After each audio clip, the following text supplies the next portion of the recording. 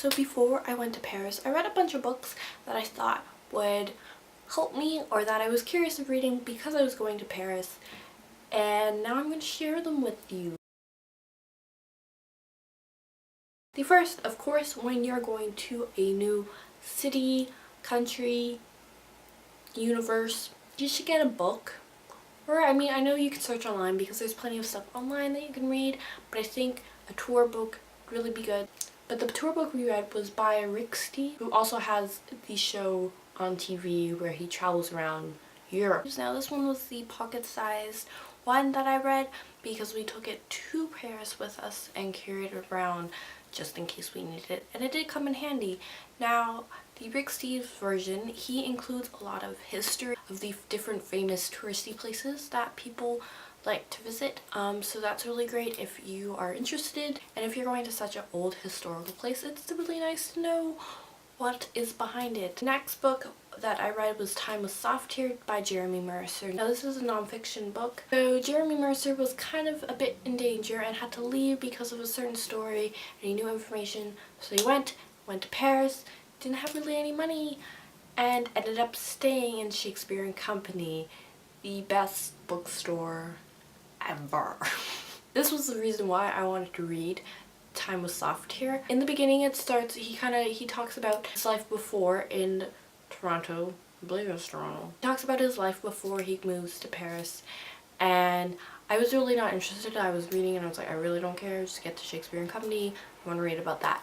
Once you're there, it's just amazing because it's his experience and what he went through. I was living there with George Whitman and I was so excited to go to Shakespeare and Company. And there are many books about Shakespeare and Company, and there is one written by Sylvia Beach that wasn't at my library that she wrote about her Shakespeare and Company, which is the original Shakespeare and Company that she had during the early 20th century, but then was shut down because of the war, and she could have reopened it but she never did, and it was more of a lending library, and people like Hemingway and Fitzgerald and Gertrude Stein would go there and borrow books, and it was just this amazing place. And George Whitman, who is an expat, was from America, went to Paris, had this tiny apartment, and he kind of started lending books, let people stay there. It turned into this bookstore. And it was originally called Les Mistral when he first started in the 50s. In 1964, as a tribute to Sylvia Beach's bookstore, the name was changed to Shakespeare and Company, and it stands today. And it's beautiful and it's filled from floor to ceiling with books. But this book is just a really great to just kind of, it sets you up right in there, and I just loved it.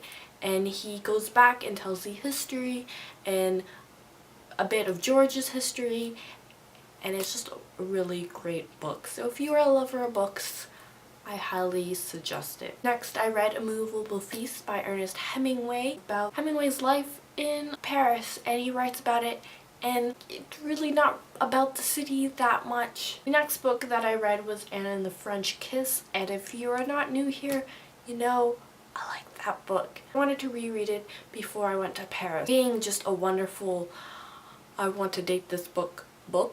Stephanie Perkins really paints a lovely picture of Paris, and you kind of really get your surroundings. And one day we stumbled upon one of the movie theaters that she mentioned, and we were walking and we were waiting for a bus, and we decided to walk to the next bus stop, and I really didn't want to walk to the next bus stop because I was tired, but we did.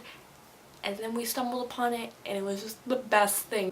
Really surreal, and I was looking for Etienne around, and he wasn't there, sadly. But that's okay. And lastly, I read this way before I went to Paris, and I read it just because I wanted to, but I thought I could pack it on to this list of books. It was The Story of Hugo Cabret by Brian Selznick. This book is so beautifully put together.